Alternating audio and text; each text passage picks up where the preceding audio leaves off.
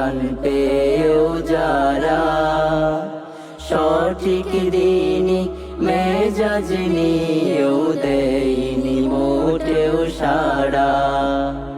কত বড় হতভাগা রমজান পেয়েও যারা সঠিক দিনই মেজাজ নিয়েও দেয়নি মোটেও সাড়া।